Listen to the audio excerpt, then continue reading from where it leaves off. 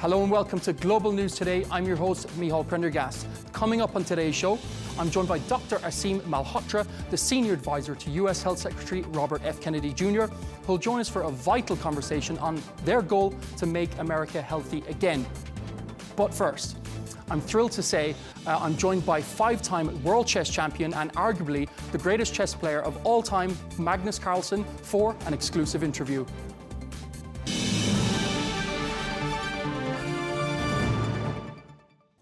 The warmest welcome to you, Magnus, here on Arabiya English. I'd like to start this interview by offering the warmest of congratulations. You've just announced with your wife, Ella, that you're expecting your first child. You must be very excited for this next chapter of your life. Yeah, of course. It's the biggest thing that can happen in life. So I'm really excited to for what our future will bring. Yes, and I suppose the question on everyone's lips is, when the time comes, would you like to see them follow the path of chess? I guess time will show, but I've always been of the position that I will not force my kids into any hobby, but if my kid and hopefully in the future kids will want to take up chess, I will or anything else, I will certainly encourage them. And they'll have a great inspiration in you.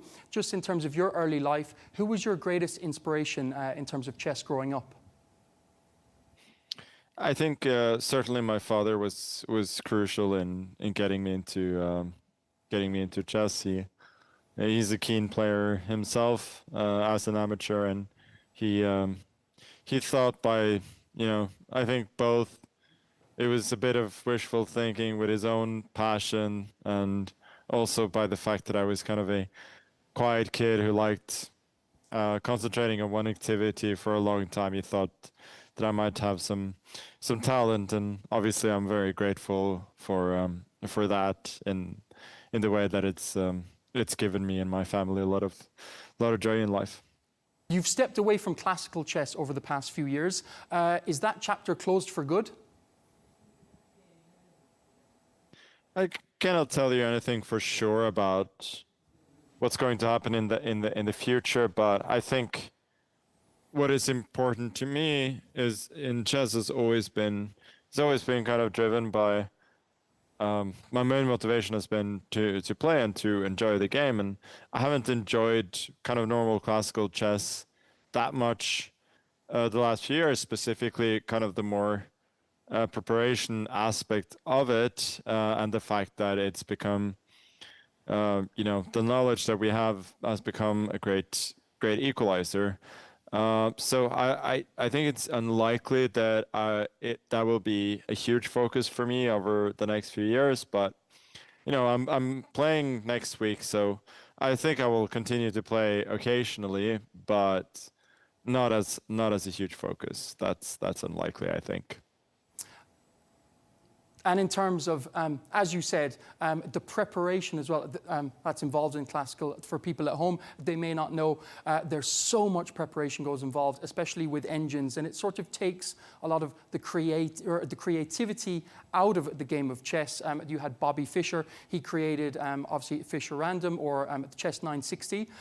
You recently competed in a competition of that last week. How did you enjoy that? Is that something you're going to focus on more in the future? Yeah, I really enjoy, like, it shouldn't be confused. I like the slower aspects of, like, I like playing slower chess quite a bit. It is kind of fulfilling in a different way to sit at the board for a longer time and delve a little bit deeper into everything. But as you said, there has to be some room for creativity. And I feel the way that classical chess is being played these days, you really have to go quite far away from the best lines to find something that hasn't kind of been analyzed more or less towards a draw. And certainly playing freestyle or Fischer Random or whatever you want to call it, has kind of given me a little bit of that childish joy of just being creative from the get-go, it's kind of given me that back a bit.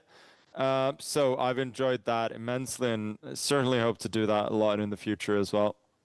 And in terms of childish joys, you just said, you recently, I mean, this is fascinating. You played online Magnus versus the world against 143,000 players. I believe the match ended in a draw. Are you looking towards a rematch?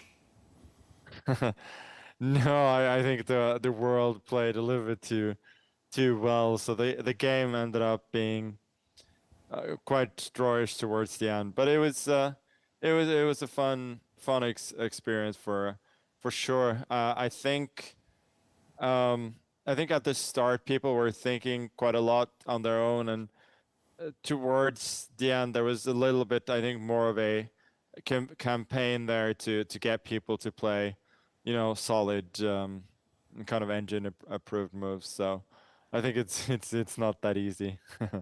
Yes, and in terms of breaking records and stuff, I suppose, or to keep chess exciting, Hikaru Nakamura has recently got 3,408 as his highest ever rating, the highest ever rating on the site. Are you looking forward to breaking that record? No, I think it's not easy. First of all, he's extremely good, but he also has that mindset from all the hours that he spends streaming to sort of be able to grind down lower rated players for hours and hours, and I don't really have that. If it kind of happens more organically, then good. I've been semi close to that in the past, but it's not a goal in itself for sure. And in terms of the rivalry, obviously you've had an extremely fierce rivalry with him. How much? Well, there's a lot of comments online that you have a great bromance. Is that true?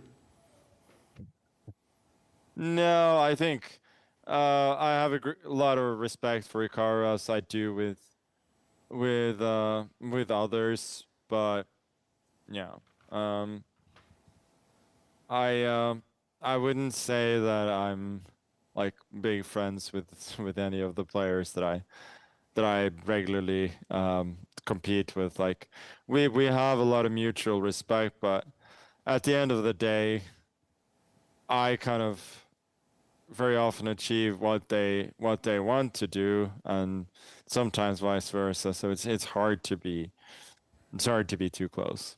Hikaru stated in the past one of his biggest regrets is when, before the Classical at the World Championship against you, he played a match of 40 games against you, and he said he sort of showed his hand. Did you find that to be a huge advantage for yourself? I think certain things can be true at the same time. I didn't think that much of it. I think my impression before that match was that I was a somewhat better player, and I kind of wanted to prove it, and I felt confirmed that a bit. Apart from that, maybe it was more about him getting into his own head a little bit after that, because certainly in the following years he was not playing up to his capacity against me in classical chess. So maybe there was something to that, but for me it didn't really mean that much in that sense. It kind of more confirmed what I what I already had a suspicion of, how our respective playing strengths were. And in terms of the best player in the world, or at least the world champion at the moment, obviously the youngest champion as well, which is Gukesh from India, he has stated that he doesn't see himself as the best player in the world because he didn't beat you to attain the title. What do you make of that? I think those comparisons are always going to be a bit unfair. I think Gukesh beats an extremely impressive field in order to qualify for the World Championship match, and then won a very exciting match against Sting as well. And apart from that, well, he had a poor showing in his last classical tournaments, and he's always kind of struggled so far in Rapid and Blitz, but he's also had very, very good results in classical. Is he the best player in the world? Well, I don't necessarily think so, but he's kind of done everything that you could expect from him and so much more as well. So I think I know like I'm the one who kind of brings it on in a sense by withdrawing from the World Championship, but I think generally it's a bit unfair to him. I think he's doing fantastic and is very worthy as a world champion. In terms of changing the rules, obviously, as you said, at FIDE, it can be a little outdated. You had the famous incident where they wouldn't allow you to continue in a tournament because you were wearing a pair of jeans. Do you see yourself as a positive influence in chess to try and modernize the game?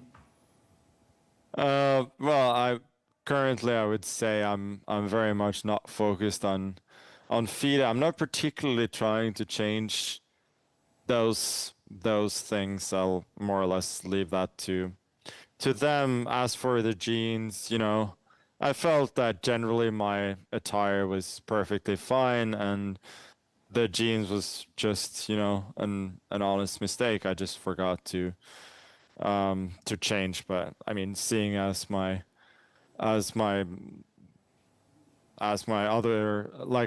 my attire was perfectly fine. I think it was an absurd overreaction, and generally speaks to the incompetence of the organization. But yeah, that's not where I am at the moment. I'll let FIDE be FIDE, and there are other things to life as well.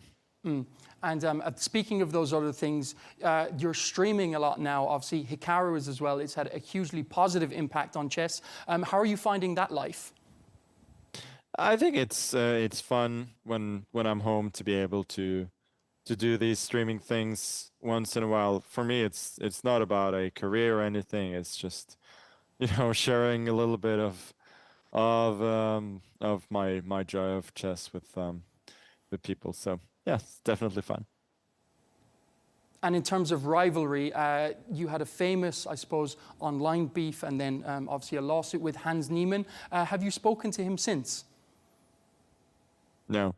And also in regards to streaming, Levi Rosman at Gotham Chess, he is hoping to become a grandmaster. Obviously, Ben Feingold, he became a grandmaster at age 40. He has said, Rosman, he won't be able to attain that. Do you believe that Levi Rosman will ever become a grandmaster?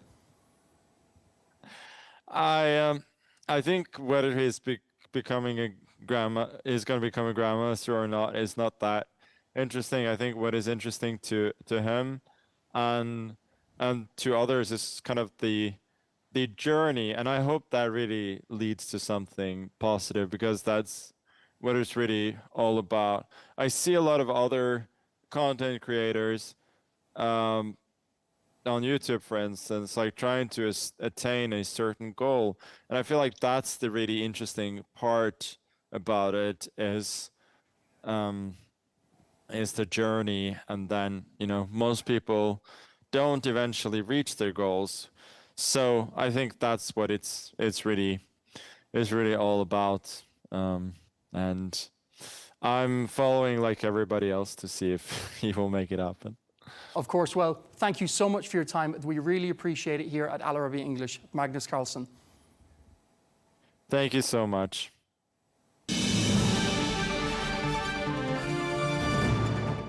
Our next guest is Dr. Aseem Malhotra, a senior aide to RFK Jr.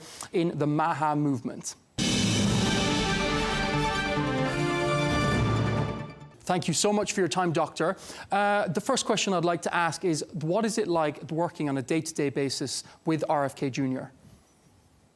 Well, interestingly, this role I have, Michal, is in many ways independent about RFK Jr., who's actually someone who I would consider a good friend, someone I've gotten over many years, certainly during the COVID pandemic, and we've been in regular communication with each other.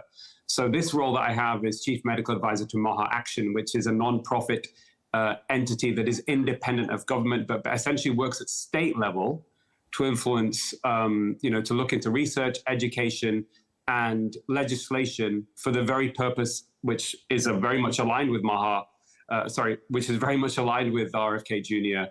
and President Trump, which is to make America healthy again. And speaking of Maha, at making America healthy again, that was one of his main stated aims before he came into government. Could you explain what his main goals are, and yours? Well, you know, what's interesting is that the election of President Trump was by such a clear margin, beating Kamala Harris, almost certainly happened because of the Make America Healthy Again movement, which was instigated by Robert Kennedy Jr. And that's because people are fed up. People are realizing that there's such a huge burden of chronic disease, which has been getting worse over many, many years, over the last couple of decades. No government has really taken action. No government has really put it at the forefront of policy. And the time was right, I think. And I think nothing has exemplified the problem in terms of the systemic failures than what happened during COVID and the handling of the pandemic, both in the fact that there were lockdowns that happened that we now know probably caused more harm than good. They should have been focused protection on high-risk elderly people. And I think what really galvanized this movement, Michal, amongst the people on the grassroots and the voters was really the mismanagement of the COVID vaccine. We now know from reanalysis of the original trials of Pfizer and Moderna that one was more likely to suffer serious harm on average from taking the vaccine than to suffer harm from COVID. And that data was available from the beginning if it was independently analyzed. The regulators didn't really do their job properly, in part because, unfortunately, there is a bias because they're funded by the pharmaceutical industry. FDA gets 65% of its funding historically from Big Pharma. MHRA in the UK gets 86% of its funding from pharma. People were duped and misled. And now the major issue, Michal, is that we have a pandemic of the vaccine injured. And best data suggests that we likely have hundreds of thousands of people in America and the UK, probably millions around the world, who have likely been seriously harmed or died as a result of the COVID vaccine. This is a public health calamity.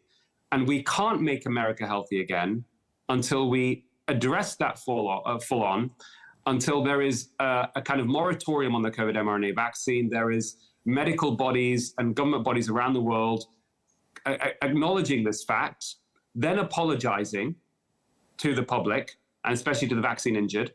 And then there needs to be something needs to be done to help the vaccine injured and people who are at risk, identify those people. A lot of people don't even know maybe that they're ticking bombs, if you like, for heart disease, strokes, even cancer. We've got one of the top immunologists and oncologists in the world, Angus Dalgleish, Robert Clancy, who have basically said that they believe that there is a very strong plausible mechanism that the increases in cancer and turbo cancer are being driven by these COVID vaccines. And we're not just a minority, Michal. There is a petition called the Hope Accord that I co-founded that has been signed by thousands of doctors and healthcare professionals around the world calling for exactly that, this moratorium. And what was most extraordinary in my own investigation into this, having been someone that took 2 doses of the COVID vaccine myself, went on Good Morning Britain at the beginning of 2021, when it was only being suggested it was going to be offered for high-risk people, and I was supporting that. I think what's most extraordinary is the WHO themselves endorsed a list of potential serious adverse effects that can happen from the vaccine that no doctor was aware of, and therefore would be missing a diagnosis. And anything that can go wrong with the heart is on that list, from cardiac arrest, heart attack, myocarditis, pericarditis, rhythm disturbances. Other organ systems are involved, autoimmune conditions. I'm vaccine injured myself. And this is something that developed later on. There's a brilliant scientist in the United States, in LA, called Dr. Sabine Hazan, who is a gastroenterologist, and she's done amazing research. What she found within 2 to 3 years of people having the COVID vaccine, and it's also happened with severe COVID as well, but much worse with the vaccine, there was a destruction of one of the most important bacteria in the gut called bifidobacteria. And when that is absent, that is linked to autoimmune conditions, it's linked to cancer, it's linked to immunosuppression, it's linked to heart disease, it's linked to depression. So these are now the long-term effects that are now coming out. And it is really something that needs to be addressed head on. In terms of who's to blame on this, well, the Biden government, they granted a sort of panacea immunity to Dr. Fauci and many in the medical field. Pfizer, I believe, were granted a 70-year cease and desist on the information. Are you looking for prosecutions in this inquiry? Well, first of all, I think there needs to be full transparency and accountability of exactly what happened and solutions moving forward. But absolutely, there needs to be that level of accountability, Michal. I looked at this in depth and published a paper in one of the medical journals that people can access, a free open access in Journal of Metabolic Health, called Curing the Pandemic of COVID Misinformation Using Real Evidence-Based Medicine. And once I'd realized what happened with the COVID vaccine and published data on the benefits and harms, best available data at the time, I also wrote a part 2 which explained how we got here. And really what people need to understand is that these big corporations, big pharma, big food, but in this particular case, the pharmaceutical industry, the way that they extract money and the way that they make money, the legal entity that is big pharma or the big corporation, actually fulfills the criteria for psychopath, according to the forensic psychologist Robert Hare, who was behind the original international psychiatric definition of psychopath. So, for example, callous unconcern for the feelings of others, incapacity to experience guilt, repeated lying, and conning others for profit. This is exactly what's happened, unfortunately, is that the rollout has been so strong and so quick. Normal safety checks didn't happen. The regulators, again, take money from pharma. And then what's happened is there's been capture of the media, unfortunately. So a lot of public perception is shaped by what the media tells them. If you remember earlier in the pandemic, there were media outlets in America and the UK suggesting 95 to 100% protection from infection. And people were coerced into having the vaccine. Mandates were then introduced after data became available that it wasn't stopping transmission and there was serious harm. And we find out later on that Pfizer actually, according to an investigative journalist in America called Li Fang, were funding grassroots organizations, respected ones, to push this narrative for mandating the COVID vaccine. This absolutely fulfills all the criteria for what a psychopath would do. And this isn't here to be inflammatory. This is the diagnosis. As doctors, we're here to make a diagnosis, root cause analysis. And therefore, ultimately moving forward, we need to make sure that these big corporations are not given so much unchecked power where they get to the point where they have literally dominated and exploited the market and people and causing great harm. People talk about free market economics. It's not a free market. It's freedom to deceive, freedom to exploit, freedom to manipulate, freedom to dominate. And actually, the situation now is so bad, Michal, that I speak to many, many doctors who are treating vaccine-injured patients. I'm seeing them myself, but they're too afraid to speak. These are people with very prominent. I've spoken to many politicians, people who have been in government, who themselves are fully aware of what's going on, but they're afraid to speak. This is bigger than a president. It's bigger than a prime minister. What do we call this? It's a tyranny. We are living in a corporate big pharma tyranny. What happens during a tyranny? Tyranny emerges when people are afraid to say what they think. When you have something to say, silence is a lie. And when everyone lies all the time, the tyranny is complete. The sooner we get awareness on this issue across the whole of the world and the Middle East, and as soon as doctors and the public become aware, we make the injustice visible, then we can create the kind of change we need moving forward constructively. And how has Big Pharma reacted to this? Well, it's a really good question. Mahatma Gandhi said, first they ignore you, then they laugh at you, then they fight you, then you win. And certainly for people who are speaking out, there is a combination of ignoring it, but actually what happens, part of the corporate playbook, which came from big tobacco, of these big corporations, is something called opposition fragmentation. So they will actually launch strategies to smear public health advocates, people like me, and try and undermine our credibility. In the beginning of 2023, I went on BBC News to talk about the fact there was a discussion about excess deaths, and that's another big issue that's going on around the world. We have 2 million excess deaths since the rollout of the vaccine in 47 Western European countries, published in one of the BMJ journals, which has been linked to the COVID vaccine. I went on BBC News to say, I believe that the likely primary driver of the excess death rate is the COVID vaccine. I did it in a very evidence-based way. And the very next day, there was what can only be described as a hatchet job by the Guardian newspaper, their top story, basically, trying to smear my name, undermine my credibility, which is kind of strange as well, Michal. Me becoming well known actually came through the BBC and the Guardian itself. I've written 19 op-eds for the Guardian, 3 front-page commentaries for the Observer newspaper. Malcolm X said, the media is the most powerful entity on earth. They can turn somebody, they can turn a sinner into a saint and a saint into a sinner. So, this is exactly the kind of tactics, part of the strategy of these big corporations that try and utilize. But the truth is the truth. And I think most people are aware now in the grassroots, and members of the public know there's a big problem. 85% of NHS staff have refused any more COVID vaccines. One survey in America, a couple of years ago suggested 57% of Americans felt that the excess death rate was linked to the COVID vaccine. So there's a huge disconnect here. But the longer they leave this problem without acknowledging the mistake that was made and solutions moving forward and accountability, including compensation for the vaccine injured, the bigger the problem is going to get and the more the fallout's going to happen. And we're not going to make America healthy again or the world healthy again.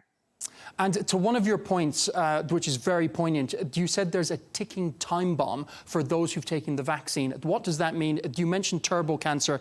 Can you explain that for us? Yeah, and listen, I don't want to scare people unnecessarily, so I would say potential. There's a big unknown here as well, Michal, because, for example, I thought I had escaped any major vaccine injury, to be honest.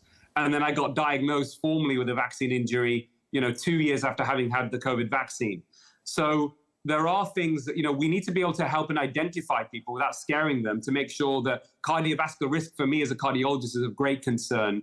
What the COVID vaccine seems to do from good quality data, backed up with, plausible mechanism and real world data as well, plus the randomized control trials from Pfizer and Moderna, it seems to accelerate heart disease. So there are people who may have a bit of mild furring that may not cause them a problem in terms of having a heart event or a heart attack, maybe for 15 or 20 years.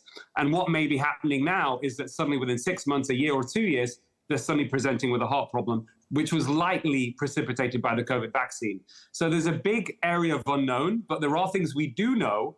And that is my biggest concern, is there are people walking around right now that can be helped and identified if there is a big moratorium. And, it should have been, in 2022 summer, in the journal Vaccine, which is the most prestigious journal for vaccines, this reanalysis by very eminent independent scientists was published, suggesting when they reanalyzed the data from Pfizer and Moderna's original trials, there was a harm rate, a short-term serious harm rate of at least 1 in 800. That should have been global news. It should have been suspension all round. That should have been the end of it. It didn't get any publicity. I am probably the person more than anyone in the world as a doctor that has publicized this, but that should have been the end, but it hasn't happened.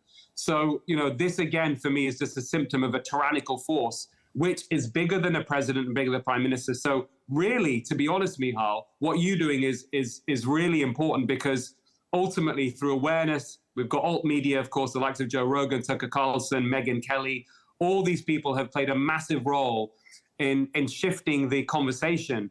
But we want people to have trust in establishments and government, because society only functions when we have trust in our institutions, when we can trust each other. So this is a recipe for division, a recipe for chaos. That's where we're at.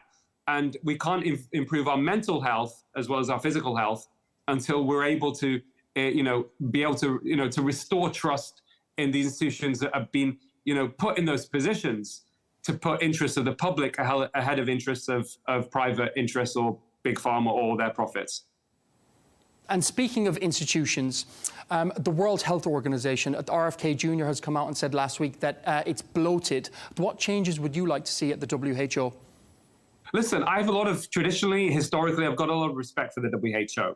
They were founded on very strong, good principles in the late 1940s around, freedom of speech. Every country is independent, and that their primary purpose was to put the health of the public above any other interest. Unfortunately, over the years, they've become increasingly captured by commercial interests. So for right now, unfortunately, the second largest funder of the WHO is the Bill and Melinda Gates Foundation. And this is a foundation that has investments in McDonald's, Coca-Cola, in the pharmaceutical industry. We know Bill Gates has made a hell of a lot of money from investments in the COVID vaccines. This is not an independent organization. Margaret Chan, the former Director General, I said this under oath in a court case I was involved with in Finland around a unvaccinated man who was not allowed into a cafeteria because he didn't have the vaccine. And I was there to, make the case on his behalf. And I said this under oath, and I explained this is all factual, that the former Director General of the World Health Organization, Margaret Chan, said that 70% of the funding of the WHO comes with strings attached. And this is not acceptable. And therefore, I think as it stands now, it was absolutely right for the United States to withdraw from funding and being part of the WHO. I've called on other governments to do the same. I think Britain should do the same. I think India should do the same, because they are not independent, unfortunately. So ultimately, what I'm saying is that many of these organizations, and they may believe they're doing good, but they are unwitting cheerleaders, if you like, for these big, powerful corporations, for corporate psychopaths. And once you understand that, everything else starts to make sense. And it's just for profit. Absolutely. The pharmaceutical industry has a legal obligation to make profit for their shareholders. They do not have a legal obligation to give you the best treatment, although most people would believe this to be the case. The real scandals are those with a responsibility to patients and scientific integrity. That means medical journals, doctors, and academic institutions collude with industry for financial gain. Even medical journals are businesses, if you like. People don't appreciate that. As doctors, most doctors aren't aware of this. Medical knowledge is under commercial control, but most doctors don't know that. And part of this journey I've been on, Richard Horton, who I know, who's editor of The Lancet, he came to a talk I gave in London at the end of 2022 when I published a paper suggesting a moratorium on the COVID vaccine. And I met him in the street beforehand. I was delighted that he came along to my talk.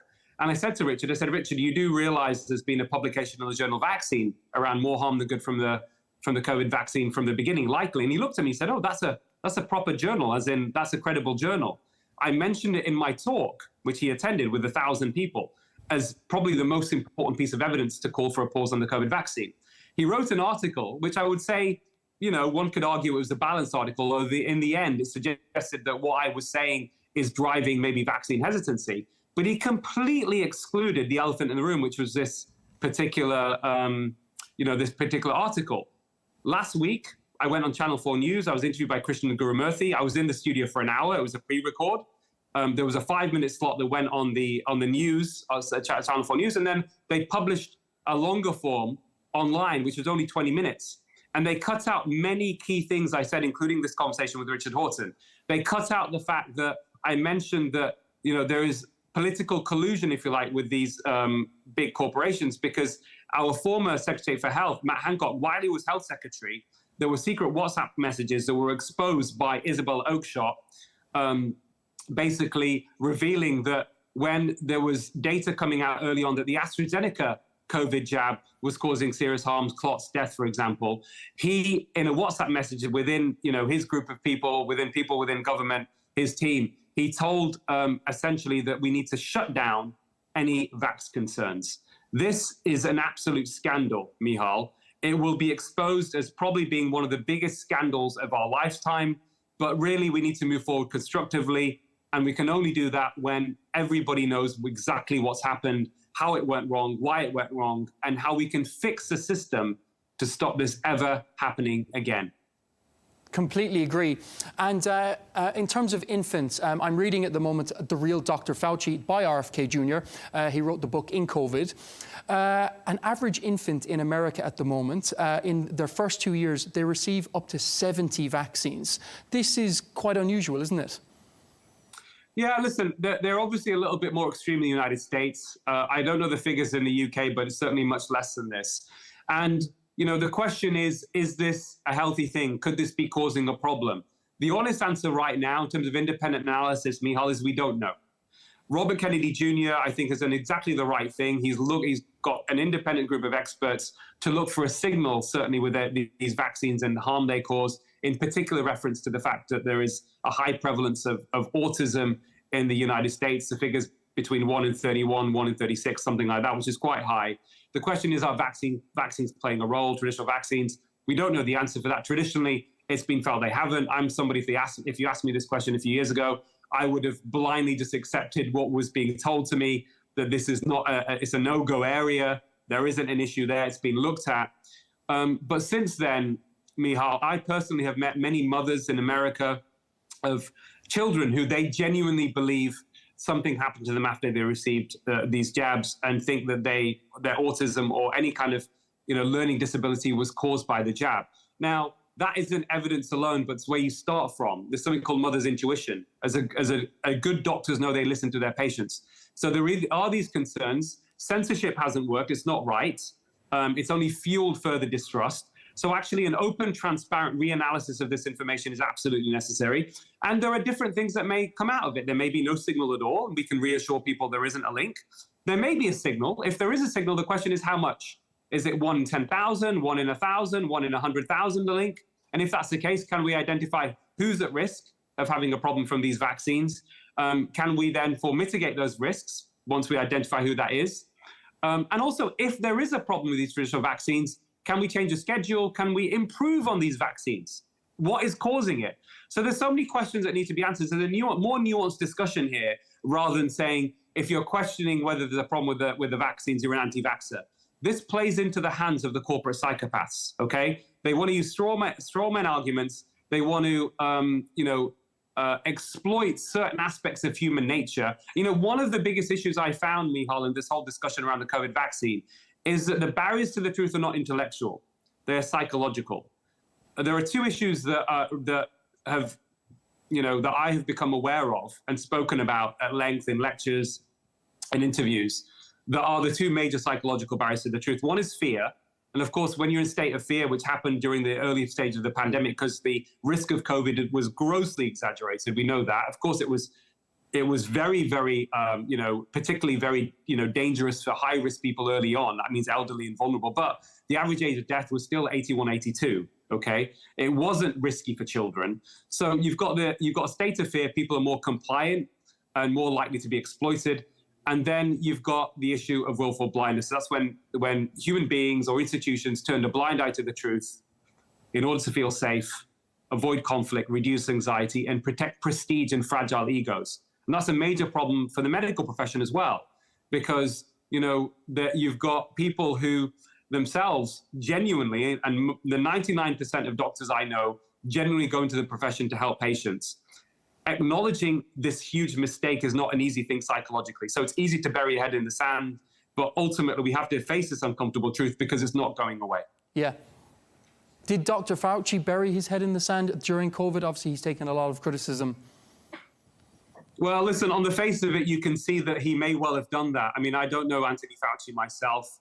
I don't think he comes out of this looking particularly good. I think there were certain things he should have been more skeptical about, in encouraging people to take the COVID vaccine. He kept saying, follow the science.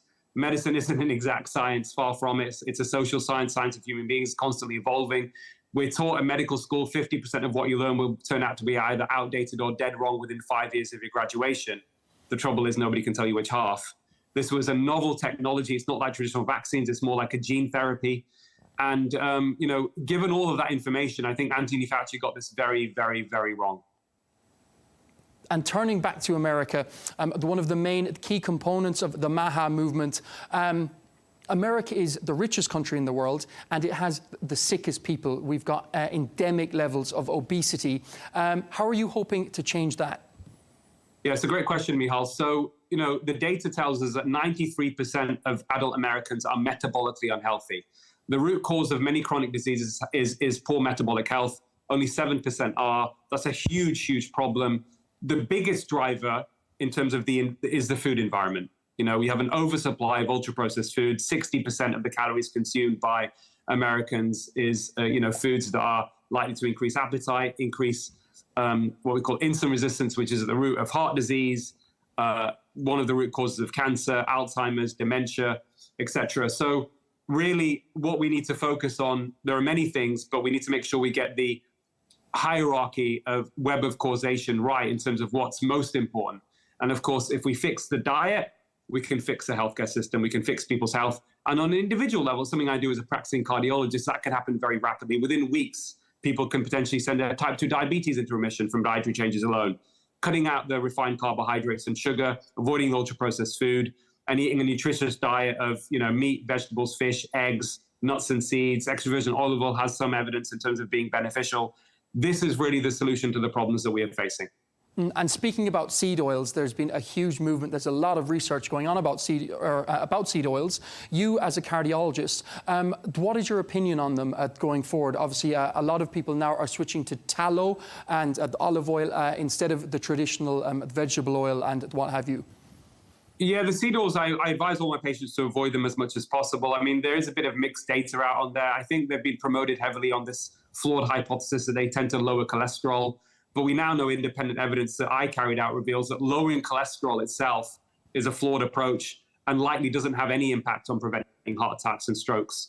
Again, this is another big scandal that is going to come out as well, is a perpetuation of this cholesterol hypothesis, which is being exploited again by big pharma, where some of the conventional narrative out there through legacy media has saved the world with the COVID vaccine, which nothing could be further from the truth.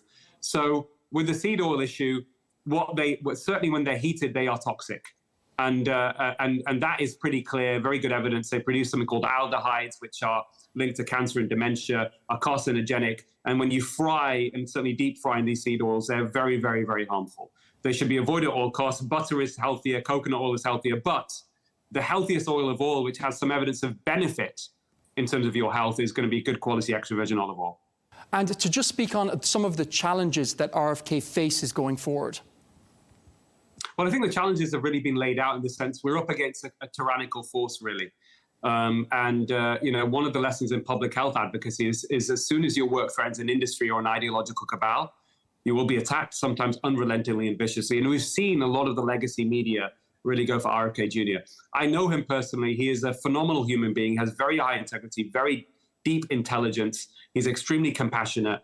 Nobody could be in a better position than him to be leading this charge to make America healthy again. And he needs all the support he can get for that purpose. But that also needs, you know, people to stand up and speak out. You know, we can't allow more and more doctors to remain silent among this issue.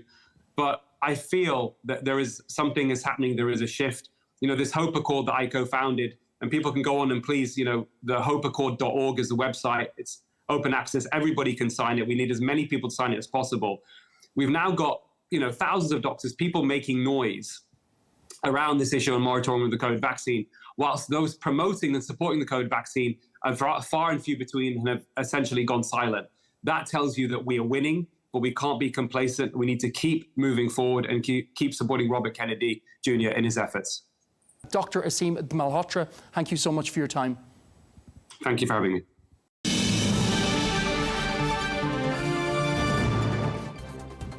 That's all we have time for today on Global News Today. Thanks for watching, and be sure to join us tomorrow for more exclusive interviews here on Al Arabiya English.